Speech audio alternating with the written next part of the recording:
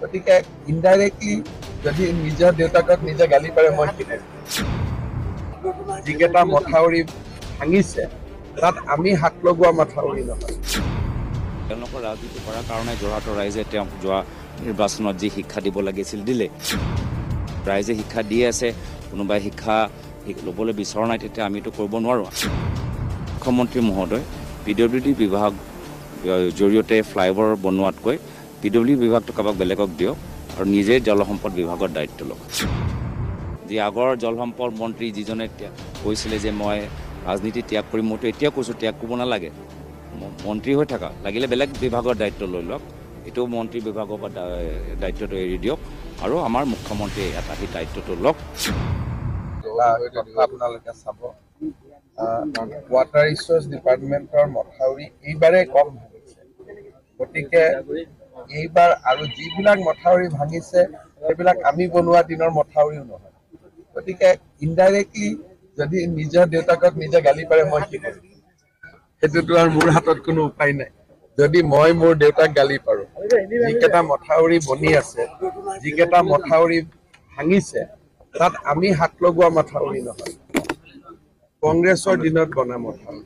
এতিয়া কোনোবাই যদি নিজৰ দেউতাকক গালি গালাজ কৰে মইনো কি কৰিব পাৰোঁ? সেইটোতো মোৰ হাতত উপায় নাই। মুখ্যমন্ত্ৰী মহোদয় PWD বিভাগ জৰিয়তে ফ্লাইঅভাৰ বনোৱাতকৈ PWD বিভাগটো কাৰোবাক বেলেগক দিয়ক আৰু নিজে জলসম্পদ বিভাগৰ দায়িত্ব লওক।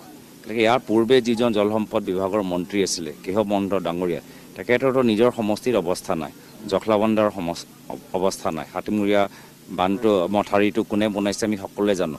কিন্তু তথাপিও সেই একে মানুহজন আৰু কণ্টেক্ট পায়ে থাকে।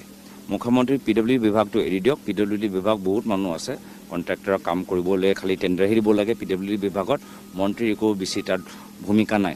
জলসম্পদ বিভাগৰ দায়িত্ব লওক। মই ভাবোঁ অলপ কিছু বছৰ আছে তেওঁলোকৰ চৰকাৰ, হ'ব পাৰে কিছু আমি কাম দেখিব পাৰিম। মইতো সেই কৈছোঁ, মইতো এটা পজিটিভ এটা পৰামৰ্শই দিছোঁ যে মুখ্যমন্ত্ৰী ল'লে হ'ব পাৰে আমি কিবা চাব পাৰোঁ।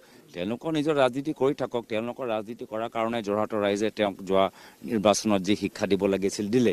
তথাপিও তেওঁ শিক্ষাটো ল'বলৈ বিচৰা নাই। তেওঁ এইটো মই কি ক'ব পাৰোঁ আৰু মানুহ ৰাইজে শিক্ষা দি আছে, কোনোবাই শিক্ষা ল'বলৈ বিচৰা নাই, তেতিয়া আমিতো কৰিব নোৱাৰোঁ। আমি ভাল পৰামৰ্শ দিয়ে থাকিম, আমি ভাল শিক্ষা দিয়ে থাকিম।